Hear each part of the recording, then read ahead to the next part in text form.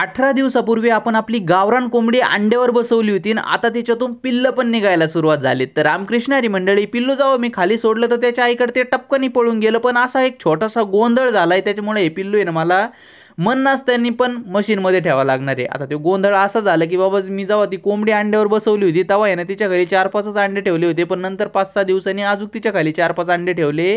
पण आता विषय आज झाला की जे पहिले अंडे ठेवले होते का त्यातून तर पिल्ल निघलेत, पण नंतर जे अंडे ठेवले होते का त्यातून आता पिल्ल निघायचे। त्याच्यामुळे आहे ना पहिले जे अंडेतून पिल्ल निघलेत ना ते मला मशीनमध्ये ठेवावं लागते, कारण की मी जर ते कोंबडी खाली ठेवले तर ते दुसऱ्या वेळेस जे अंडे ठेवले होते ना आपण त्या अंड्यावर कोंबडी बसणार नाही आणि त्यातून काय पिल्ल निघणार नाही। त्याच्यामुळे मी निर्णय घेतलाय, बाबांनी निर्णय घेतला की बाबा हे जे पिल्ल निघलेत ना पहिले ते मशीनमध्ये ठेवू आणि आपले जे प्युअर गावरान कोंबडीच्या अंड्यातून पिल्ल निघले ना ते तकरीबन 60-70 पिल्ल निघते आणि मग असं होईल की बाबा एका कोंबडी खाली कमीत कमी 30-35 पिल्ल जाते आणि एक कोंबडी आरामशीर तेवढी सांभाळू शकते।